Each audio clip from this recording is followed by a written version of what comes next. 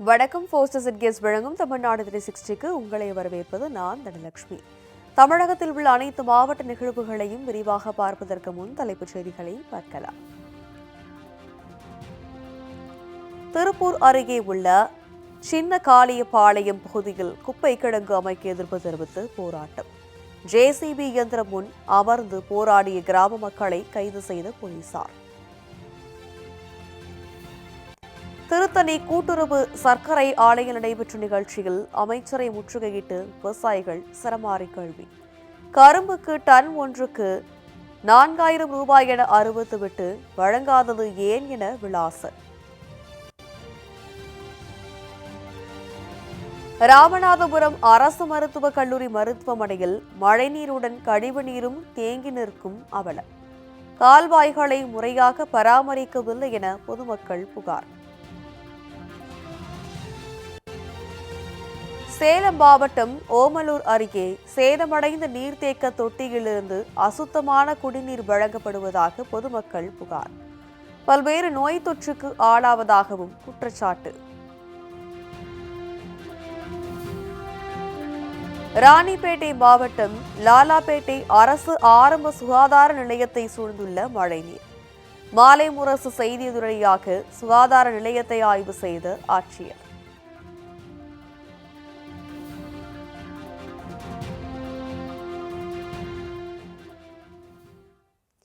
இனி விரிவான செய்திகள். திருப்பூர் அருகே இடுவாய் கிராமத்தில் உள்ள சின்னகாளிபாளையம் பகுதியில் குப்பை கிடங்கு அமைக்க எதிர்ப்பு தெரிவித்தவர்களை போலீசார் கைது செய்தனர்.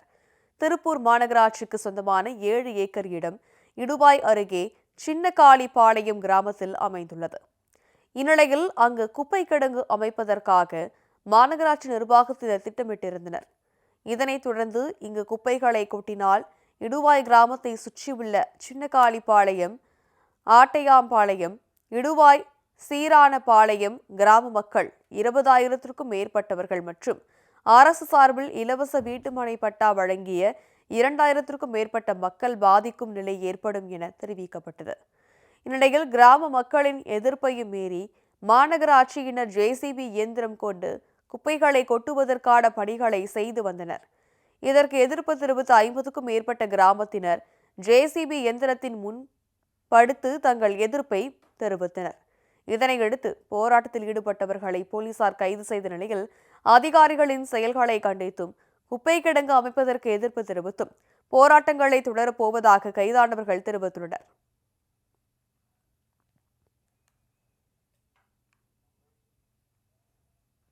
கரும்புக்கு டன் ஒன்றுக்கு 4000 ரூபாய் என தமிழக அரசு அறிவித்துவிட்டு ஏன் இதுவரை வழங்கவில்லை என அமைச்சர் நாசரை சூழ்ந்து கொண்டு விவசாயிகள் சரமாரியாக கேள்வி எழுப்பினர்.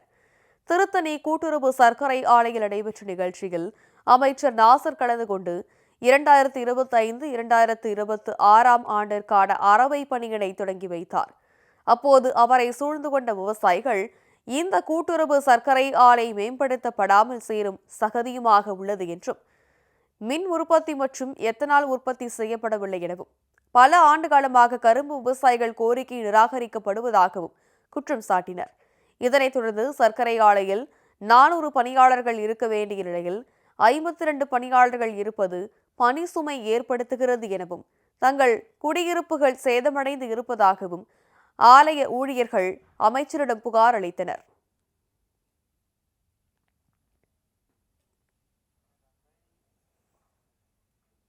ராமநாதபுரம் அரசு மருத்துவக் கல்லூரி மருத்துவமனையில் மழைக்காலங்களில் மழை நீரும் மற்ற நாட்களில் கழிவு நீரும் தேங்கி நிற்பதாக பொதுமக்கள் புகார் அளித்துள்ளனர். சுமார் 500 கோடி மதிப்பீட்டில் கட்டப்பட்ட ராமநாதபுரம் அரசு மருத்துவக் கல்லூரி மருத்துவமனையில் உள்ள மகப்பேறு மற்றும் குழந்தைகள் நல சிகிச்சை பிரிவில் நாள்தோறும் 20க்கும் மேற்பட்ட பிரசவங்கள் நடப்பதோடு 100க்கும் மேற்பட்டவர்கள் உள்நோயாளியாக சிகிச்சை பெற்று வருகின்றனர். இந்த நிலையில் இதன் அருகே கழிவுநீர் கால்வாயில் அடைப்பு ஏற்பட்டு கழிவுநீர் மழை நீருடன் கலந்து அப்பகுதி முழுவதும் தேங்கி நிற்பதால் துர்நாற்றம் வீசி வருகிறது. மேலும் கழிவுநீர் தேங்கி நிற்கும் இடத்திற்கு அருகிலேயே மதுரை எய்ம்ஸ் கல்லூரி மாணவர்களுக்கான வகுப்புகள் நடைபெற்று வரும் நிலையில் துர்நாற்றம் தாங்காமல் மாணவ மாணவிகள் வகுப்புகளை புறக்கணிக்கும் அவலநிலை உள்ளதாக கூறப்படுகிறது. தொடர்ந்து அங்கு இயங்கி வரும் அம்மா உணவகம், குழந்தைகள் நலம் மற்றும் மகப்பேறு பிரிவு, சுத்த மருத்துவ பிரிவுக்கு வரும் நோயாளிகளும் தேங்கி நிற்கும் அசுத்த நீரால் பாதிக்கப்பட்டுள்ளனர். முறையான பராமரிப்பு இல்லாததால் மழை காலங்களில் மழைநீரும் மற்ற நாட்களில் கழிவுநீரும் தேங்கி நிற்கும் நிலை நீடித்து வருவதாக பொதுமக்கள் குற்றம் சாட்டியுள்ளனர். தொடர்ச்சியாக அந்த கழிவுநீர் கால்வாய் என்பது உடைப்பு ஏற்பட்டு மேலே சாலையை கடக்க முடியாமல் துர்நாற்றம் வீசி ஒரு கொடூரமான நிலைமை என்பது மருத்துவக் கல்லூரி என்பது இருக்குது. நடக்கிற பாதையிலே இருக்கக்கூடிய ஒரு அவலமான நிலைமை இருக்குது. இது குறித்து மாவட்ட நிர்வாகம், மாவட்ட ஆட்சியர், அதே மாதிரி மருத்துவத்துறை போன்ற அமைப்புகள்கிட்ட நம்ம சொல்லியிருக்கிறோம். சொன்னாலுமே உரிய முறையில் கண்காணிக்கப்படாதனால இன்னும் சாக்கடை கழிவு நீரை கடந்து போகக்கூடிய அவல நிலையும் ஏற்படுது. சாக்கடை கழிவு நீருக்குள்ளே நடந்து வரக்கூடிய ஒரு அவலமான நிலைமை. இதனால நோயாளியை வரக்கூடிய ஆட்கள் அவங்களுக்கே ஒரு நோயை உருவாக்கக்கூடிய, தொற்று நோய் உருவாக்கக்கூடிய ஒரு அபாயம் இருக்கக்கூடிய நிலைமையா இன்றைக்கு மருத்துவக் கல்லூரி என்பது இருக்குது. சேலம் மாவட்டம் ஓமலூர் அருகே சேதமடைந்த நீர்த்தேக்க தொட்டியிலிருந்து அசுத்தமான குடிநீர் வழங்கப்பட்டு வருவதாக பொதுமக்கள் புகார் அளித்துள்ளனர். பாகல்பட்டி ஊராட்சியில் 50க்கும் மேற்பட்ட குக்கிராமங்களுக்கு பெருமாள் கோவில் அருகே அமைக்கப்பட்டுள்ள 1,00,000 லிட்டர் கொள்ளளவு கொண்ட மேல்நிலை நீர்த்தேக்க தொட்டியில் இருந்து குடிநீர் வழங்கப்பட்டு வருகிறது. கடந்த 40 ஆண்டுகளுக்கு முன் கட்டப்பட்ட இந்த நீர்த்தேக்க தொட்டியில் சேதமடைந்து காணப்படுவதோடு இடிந்து விழுந்து நிலை மிகவும் அபாயகரமான நிலையில் உள்ளது. நீர்த்தேக்க தொட்டியின் படிக்கட்டுகள் சேதமடைந்து காணப்படுவதால் தொட்டி சுத்தம் செய்யாமலேயே குடிநீர் விநியோகம் நடைபெற்று வருகிறது. இதனால் அசுத்தமடைந்த குடிநீரை அருந்துவதால் பொதுமக்கள் நோய் தொற்றுக்கும் ஆளாவதாக அப்பகுதி மக்கள் குற்றம் சாட்டியுள்ளனர்.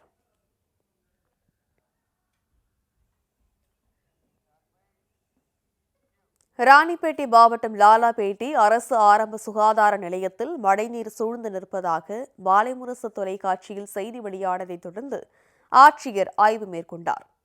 லாலாபேட்டை அரசு ஆரம்ப சுகாதார நிலையத்தில் மழைநீர் மற்றும் தேசிய நெடுஞ்சாலைகளில் இருந்து வழிந்து வரக்கூடிய நீர் அனைத்தும் சூழ்ந்து காணப்படுவதால் மருத்துவ பணியாளர்கள் மற்றும் பயனாளிகள் என அனைவரும் கடும் சிரமத்திற்கு உள்ளாகியுள்ளனர். இந்நிலையில் இதுகுறித்து நமது மாலைமுரசு தொலைக்காட்சியில் செய்தி வெளியான நிலையில் மாவட்ட ஆட்சியர் சந்திரகலா நேரடியாக லாலாபேட்டை அரசு ஆரம்ப சுகாதார நிலையத்திற்கு வட்டாட்சியர் மற்றும் நெடுஞ்சாலைத்துறை சார்ந்த அதிகாரிகளுடன் ஆய்வு மேற்கொண்டார். அதனைத் தொடர்ந்து நிரந்தரமாக மருத்துவமனை வளாகத்திற்குள் மழைநீர் தேங்காத வகையில் நடவடிக்கை எடுப்பதற்கான உத்தரவினை ஆட்சியர் துறை சார்ந்த அதிகாரிகளுக்கு வழங்கினார். தூத்துக்குடியில் பெய்த கனமழையின் காரணமாக மாவட்ட முதன்மை கல்வி அலுவலகம் குளம் போல் காட்சியளிப்பதால் ஊழியர்கள் மற்றும் மாணவர்கள் அவதிக்குள்ளாகியுள்ளனர். கடந்த 19ஆம் தேதி இரவில் தூத்துக்குடி மாநகர பகுதிகளில் சுமார் 8 சென்டிமீட்டர் மழை பெய்த நிலையில் நகரின் தாழ்வான பகுதிகளில் மழைநீர் தேங்கி நிற்கின்றது. இதனைத் தொடர்ந்து மாநகரின் மையப் பகுதியில் அமைந்துள்ள மாவட்ட முதன்மை கல்வி அலுவலகம், காவல்துறையின் திட்ட அலுவலகம் மற்றும் அதன் வளாக பகுதியில் அமைந்துள்ள அரசு மேல்நிலைப் பள்ளி ஆகிய இடங்களில் மழைநீர் வடியாமல் குளம் போல் தேங்கி காணப்படுகிறது.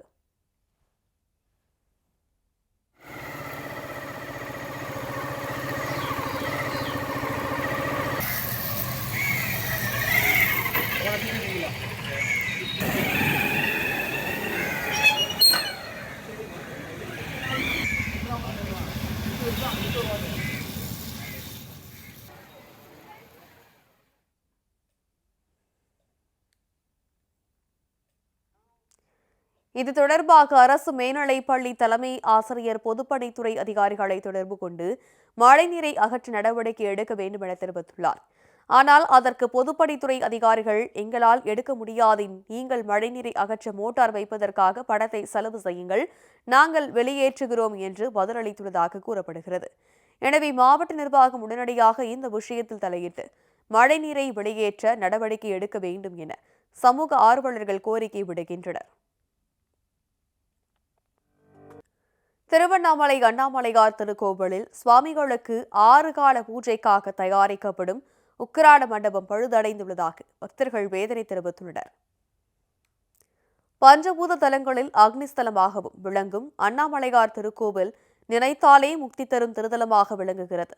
இங்கு மூலவர் உள்ளிட்ட பல்வேறு சன்னதிகளுக்கு தயாரிக்கப்படும் பிரசாதங்கள் மற்றும் நெய்வேதியங்கள் திருக்கோவில் கொடிமரத்திற்கு எதிரே உள்ள உக்ராட மண்டபம் என்று அழைக்கப்படும் 500 ஆண்டுகள் பழமையான கட்டிடத்தில் தயாரிக்கப்பட்டு வருகிறது. இந்நிலையில் தற்போது பாழடைந்த நிலையில் உள்ள சமையல் கூடத்தின் மேல் பகுதியில் இடிந்து விழுந்த செங்கல் மற்றும் மண் குவியல்கள் காணப்படும் நிலையில் இதுகுறித்து பொதுமக்களுக்கு தெரியாத வகையில் திருக்கோவில் நிர்வாகம் இரும்பு தடுப்புகளை கொண்டு மறைத்து வைத்துள்ளது பக்தர்களிடையே வேதனையை ஏற்படுத்தியுள்ளது.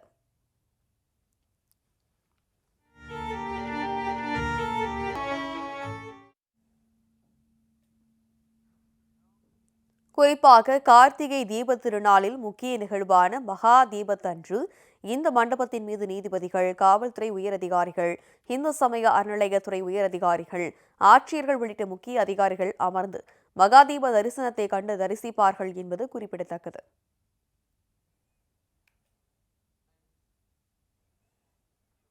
திண்டுக்கல் மாவட்டத்தில் உள்ள ஆத்தூர் காமராஜர் அணை 10 அடி மட்டுமே நிரம்பி உள்ளதால் பொதுமக்களுக்கு வழங்கப்படும் குடிநீர் கேள்விக்குறியாகியுள்ளதாக கூறப்படுகிறது.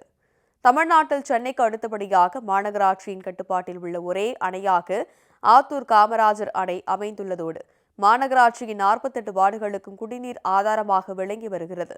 மேலும் 23.5 அடி உயரம் கொண்ட அணை நீர் முழுவதும் நிரம்பி மாறுகால் பாய்ந்து திண்டுக்கல் வேடச்சந்தூர் தொகுதி மற்றும் கரூர் மாவட்டத்தின் விவசாய நிலங்களுக்கும் நீர் ஆதாரமாகவும் விளங்கி வருகிறது. இந்நிலையில் கடந்த ஆண்டு பெய்த மழையில் அக்டோபர் இறுதிக்குள் 4 முறை காமராஜர் அணை நிரம்பி மாறுகால் பாய்ந்தது. ஆனால் தற்போது 23.5 அடி உயரம் கொண்ட அணை 10 அடி மட்டுமே நிரம்பி உள்ளதால் கோடை காலத்தில் திண்டுக்கல் மாநகராட்சி மக்களுக்கு குடிநீர் பற்றாக்குறை ஏற்படவும் வாய்ப்பு உள்ளதாக கூறப்படுகிறது.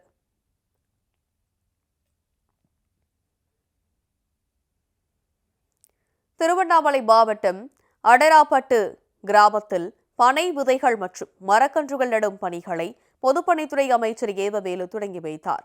திருவண்ணாமலை மாவட்டத்தில் ஒரு மாநகராட்சி, 5 நகராட்சிகள், 8 பேரூராட்சிகள், 18 ஊராட்சி ஒன்றியங்கள் மற்றும் 842 கிராம ஊராட்சிகளில் நீர்நிலைகள், பள்ளி, கல்லூரி வளாகம், நகராட்சி மற்றும் பேரூராட்சி உட்பட்ட பகுதிகளில் சுமார் 10 லட்சம் பனை விதைகள் நடும் பணி மற்றும் 10 லட்சம் பழம் தரும் மரங்கள் நடும் பணிகள் தொடங்கப்பட்டது. இவைகளை தொடங்கி வைத்து பேசிய அமைச்சர், தமிழ்நாட்டின் பாரம்பரிய மரமான பனைமரம் அழிய தொடங்கியுள்ள நிலையில் இதை தடுக்கும் வகையில் மாநிலம் முழுவதும் இந்த ஆண்டில் 6 கோடி பனைமர கன்றுகளை வைக்க வேண்டும் என அரசின் சார்பாக ஆணை பிறப்பித்து அதற்கான நிதியும் ஒதுக்கீடு செய்யப்பட்டதாக அவர் தெரிவித்தார்.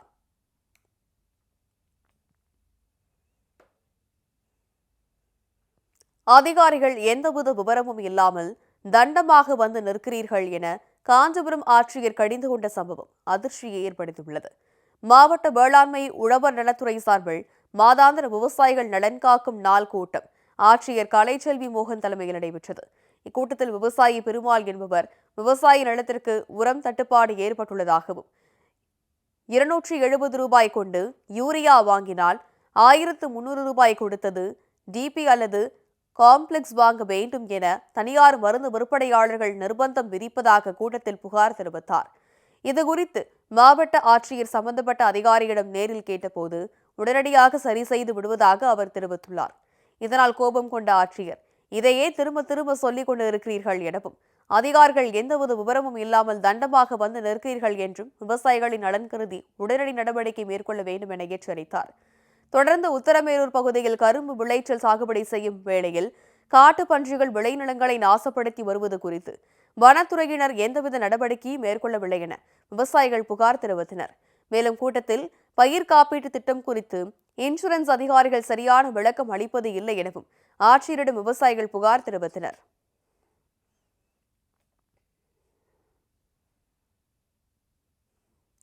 திண்டிவனம் பொதுப்பணித்துறை அலுவலகத்தில் அமைந்துள்ள அருங்காட்சியகம் பராமரிப்பின்றி முட்புதர்கள் மண்டி எடுப்பதாக சமூக ஆர்வலர்கள் வேதனை தெரிவித்துள்ளனர். திண்டிவனம் பொதுப்பணித்துறை அலுவலக வளாகத்தில் நீர்வளத்துறை மற்றும் பொதுப்பணித்துறையை சார்ந்த பல்வேறு அலுவலகங்கள் செயல்பட்டு வருகின்றன. இதனால் இந்த அலுவலகத்திற்கு தினமும் ஏராளமான விவசாயிகள் மற்றும் பொதுமக்கள் வந்து செல்கின்றனர். இந்நிலையில் கடந்த 1992ஆம் ஆண்டு இங்கு உதவி செயற்பொறியாளராக பணியாற்றி வந்த கொடுமுடி என்பவர் கிராமப்புறங்களில் உள்ள ஏரிகளை பார்வையிட செல்லும் பொழுது அங்கு பராமரிப்பின்றி கிடந்த விலை மதிப்பற்ற கல்வெட்டுகளை சேகரித்து வந்துள்ளார். பின்னர் கடந்த 1992ஆம் ஆண்டு பொதுப்பணித்துறை அலுவலகத்தில் அரிய கல்வெட்டுகளை கொண்டு அருங்காட்சியகம் ஒன்றை ஏற்படுத்தி பாதுகாத்து வந்தார். இந்நிலையில் வருங்கால சந்ததியினர் பண்டைய கால தமிழர்களின் வாழ்வியல் முறைகளை தெரிந்து கொண்டு பயன்பெறுவதற்காக அமைக்கப்பட்ட இந்த அருங்காட்சியகம் தற்போது பராமரிக்கப்படாமலும் முட்புதர்கள் மண்டையும் பொதுமக்களின் பார்வைக்கு படாமல் மறைந்து கிடக்கின்றது.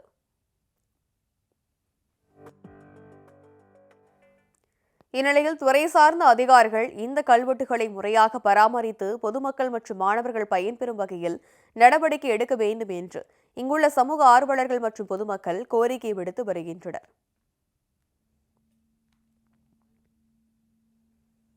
திருவண்ணாமலை திருக்கோவிலூர் சாலையில் விரிவாக்கம் என்ற பெயரில் பழமை வாய்ந்த மரங்கள் வேரோடு வெட்டி சாய்க்கப்படுவதாக குற்றச்சாட்டு எழுந்துள்ளது. திருவண்ணாமலை நகராட்சிக்கு 9 சாலைகள் மூலம் பொதுமக்கள் வந்து செல்கின்றனர். இந்நிலையில் அச்சாலைகளில் விரிவாக்கம் என்ற பெயரில் மரங்கள் வேரோடு வெட்டி சாய்க்கப்பட்டு அகற்றப்பட்டு வருகிறது. குறிப்பாக திருவண்ணாமலை திண்டிவனம் சாலை ஓரத்தில் உள்ள அனைத்து மரங்களும் வெட்டி சாய்க்கப்பட்டது. இதனைத் தொடர்ந்து தற்போது திருவண்ணாமலை திருக்கோவிலூர் சாலையில் உள்ள 50 ஆண்டு பழமையான புளிய மரம், வேப்ப மரம், புங்க மரம் உள்ளிட்ட பல்வேறு மரங்கள் சாலை விரிவாக்கம் என்ற பெயரில் வேரோடு வெட்டி சாய்க்கும் பணியில் நெடுஞ்சாலைத்துறை பணியாளர்கள் ஈடுபட்டு வருகின்றனர்.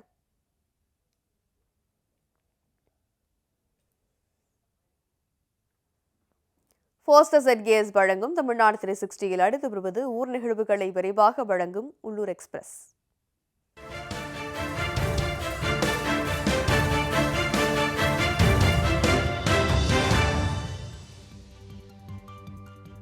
திருவள்ளூர் மாவட்டம் திருத்தணி நகராட்சியின் முக்கிய பகுதிகளில் பல நாட்களாக மின் விளக்குகள் எரியாமல் பெரும் சிரமத்திற்குள்ளாகி வருவதாக பொதுமக்கள் குற்றம் சாட்டியுள்ளனர். கடந்த 60 நாட்களாக நந்தியாறு நுழைவாயில் உயர்கோபுர மின்விளக்கு மற்றும் தெருவிளக்குகள் எரியாமல் இருப்பதாகவும், அதேபோல் அண்ணா பேருந்து நிலையத்தில் மின்விளக்குகள் எரியாமல் பயணிகளும் வாகன ஓட்டிகளும் கடும் சிரமத்திற்குள்ளாகி வருகின்றனர்.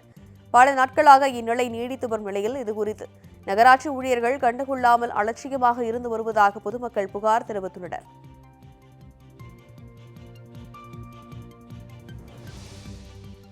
எனக்கு காது கேட்காது மாமா, சாக்கடை வசதி செய்து தாங்க மாமா என உங்களுடன் ஸ்டாலின் சிறப்பு முகாமில் மூதாட்டி ஒருவர் அமைச்சரிடம் உரிமையுடன் புகார் அளித்துள்ள சம்பவம் பலரது கவனத்தை ஈர்த்தது.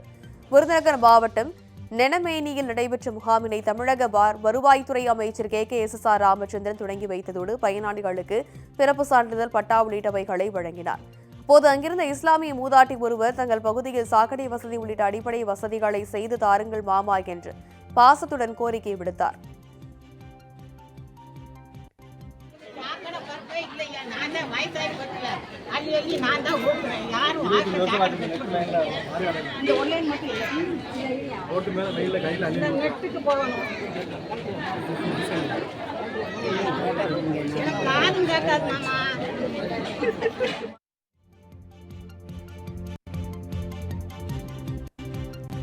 தென்காசி மாவட்டம் சங்கரன் கோவிலில் மின்துறை சார்பில் மழைக்கால மின் பாதுகாப்பு குறித்து விழிப்புணர்வு பிரச்சாரம் மேற்கொண்டது. நகர்ப்புற உதவி மின் பொறியாளர் கருப்புசாமி தலைமையில் 2 சக்கர வாகனத்தில் நடைபெற்ற பிரச்சாரத்தின் போது மழைக்காலத்தின் போது ஈரமான கைகளால் மின்சார சுவிட்சுகள் மற்றும் சாதனங்களை இயக்கக்கூடாது என்றும், மின்சார கேபிள்கள், கம்பங்கள், பில்லர் பாக்ஸ் மற்றும் டிரான்ஸ்பார்மர்கள் அருகே பொதுமக்கள் செல்வதை தவிர்க்க வேண்டும் போன்ற பல்வேறு அறிவுறுத்தல்களை வழங்கப்பட்டன.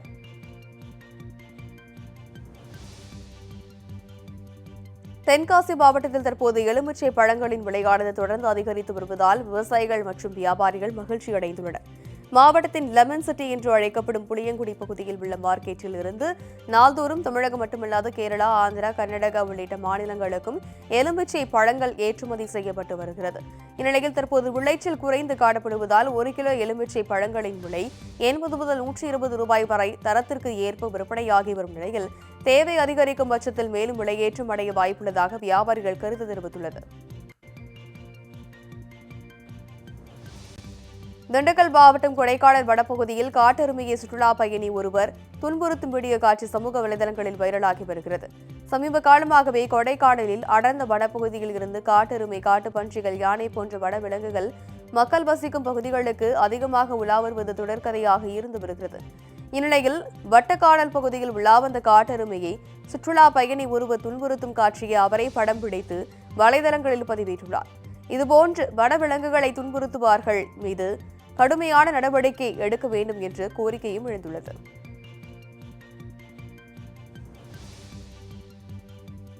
நாமக்கல்லில் வாகன ஓட்டிகளுக்கு இடையூறாக இருந்த ஆக்கிரமிப்புகளை நகராட்சி பணியாளர்கள் இடித்து அகற்றினர். மாநகராட்சி பொய்யேரி சாலையில் அமைக்கப்பட்டுள்ள கடைகளுக்கு முன்புறம் 4 அடி வரை ஆக்கிரமிப்பு செய்ததாக வழக்கு தொடரப்பட்டது. இதனையடுத்து சென்னை உயர்நீதிமன்றம் அவைகளை இடித்து அகற்ற உத்தரவிட்ட நிலையில் மாநகராட்சி நகரமைப்பு அலுவலர் ரவீந்திரன் தலைமையில் போலீசார் பாதுகாப்புடன் ஆக்கிரமிப்புகளை இயந்திரங்கள் உதவியுடன் இடித்து தள்ளினர்.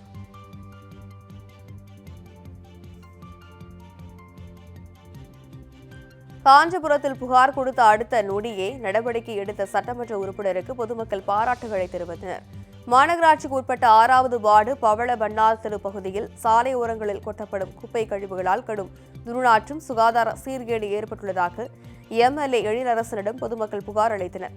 இதனையடுத்து அந்த பகுதியை நேரில் பார்வையிட்ட சட்டமன்ற உறுப்பினர் மாநகராட்சி தூய்மை பணியாளர்கள் மூலம் குப்பைகளை அகற்றி அப்பகுதியினை தூய்மைப்படுத்தினர்.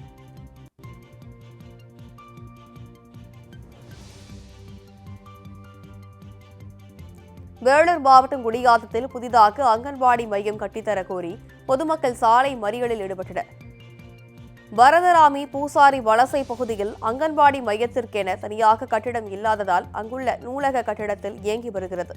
இந்நிலையில் நூலகத்திற்கு வரும் பொதுமக்களுக்கு சிரமம் ஏற்படுத்துவதாக கூறி அங்கன்வாடி மைய வேறொரு வாடகை கட்டிடத்திற்கு மாற்றப்பட்டுள்ளது. இதனிடையே அங்கன்வாடி மையத்திற்கு என நிரந்தரமாக கட்டிடம் அமைத்து தர கேட்டு பொதுமக்கள் மறியலில் ஈடுபட்டனர்.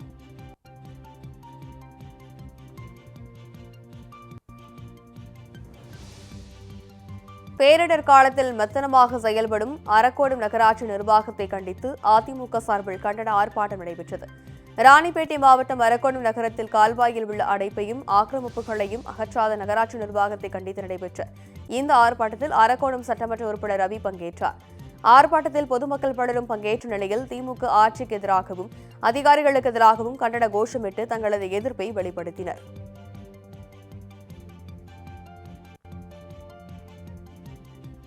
நெல்லை மாவட்டம் திருக்குறுங்குடியில் கொடுமுடியாறு அணை நிரம்பும் தருவாயில் இருப்பதால் கரையோர மக்களுக்கு வெள்ள அபாய எச்சரிக்கை விடுக்கப்பட்டுள்ளது. கொடுமுடியாறு அணையின் மொத்தம் நீர்மட்டம் 52.50 அடியாக உள்ள நிலையில் 10 நாட்களாக பெய்து வரும் மழையில் அணையின் நீர்மட்டம் 50 அடியை எட்டியுள்ளது. இதனையடுத்து நம்பியாற்றின் கரையோரம் வசிக்கும் திருக்குறுங்குடி, ராஜபுதூர், நம்பி தலைவன்பட்டயம், ஏர்வாடி, அணைக்கரை, மயிலாப்பூர் உள்ளிட்ட பல்வேறு கிராமங்களுக்கு வெள்ள அபாய எச்சரிக்கை விடுக்கப்பட்டுள்ளது.